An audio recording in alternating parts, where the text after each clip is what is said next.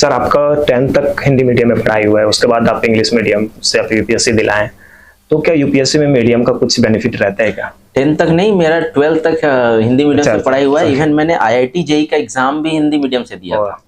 तो मतलब एक जब कॉलेज में गए तो फर्स्ट ईयर में मेरे को लगा कि मैं तो किसी अलग ही दुनिया में आ गया हूँ, क्योंकि कॉलेज में मेरे को याद है मेरी IIT में हम लोग 88 का बैच था, उसमें से सिर्फ 4 लोग हम लोग हिंदी मीडियम के थे। तो मुझे मतलब लगा कि कुछ समझ ही नहीं आ रहा है, क्योंकि हम लोग वही पैराबोला को परवलय पढ़ के गए थे हम लोग, ठीक है।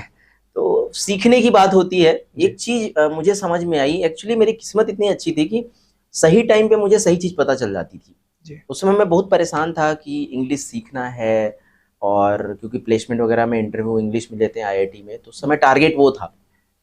तो फिर किसी ने सजेस्ट किया कि न्यूज़पेपर पढ़ो, कुछ यूट्यूब में वीडियोस देखो। मुझे फॉरेन की या हॉलीवुड की मूवीज़ बिल्कुल पसंद नहीं है, फिर भी मैं कॉलेज में टाइम होता था तो कोई टीवी सीरियल जो है लैपटॉप पे डाउनलोड करके देखता था, जिससे मेरी इंग्लिश इंप्रूव हो चुके।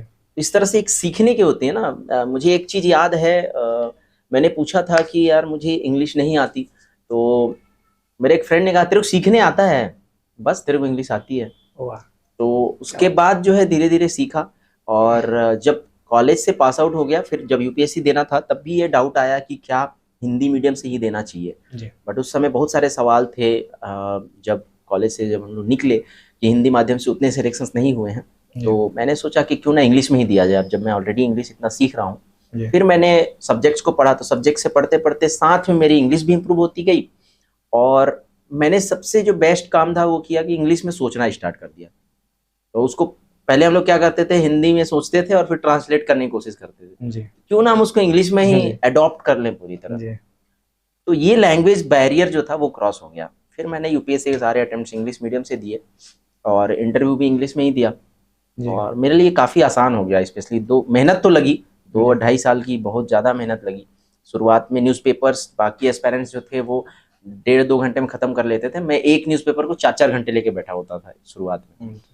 तो इस तरह से लैंग्वेज का बैरियर तो रहता है। हिंदी मीडियम से भी किया जा सकता है, लेकिन मेरा एस्पायरेंट्स के लिए सजेशन ये है कि अगर आप स्टार्ट कर रहे हैं, फ्रेश स्टार्ट कर रहे हैं, और आपकी इंग्लिश के ग्रामर पे ठीक ठाक कमांड है, मतलब ठीक ठाक आप लिख लेते हैं, ग्रामेटिकली आप इनकरेक्ट नहीं होते हो, इंग्लिश में आपके पास वोकेबुलरी नहीं होती है शुरुआत में, तो आप इंग्लिश में स्टार्ट कीजिए, और अपने माइंड को ऐसे ट्रेन कीजिए कि इंग्लिश में ही सोचना है।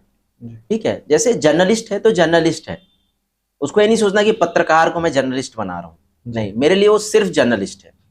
ठीक है, सिचुएशन ही है। ठीक है, तो ऐसे इंग्लिश के टर्म्स यूज करना, अपने माइंड को बार बार ये रिमाइंड कराना कि नहीं मुझे हर चीज को इंग्लिश में, जैसे गाड़ी नहीं बोलना, व्हीकल है वो। ठीक है, ये है, सड़क की जगह रोड है, तो पूरे दिमाग में बैठ जाती हैं चीजें, तो फटाफट आने लगता है। सर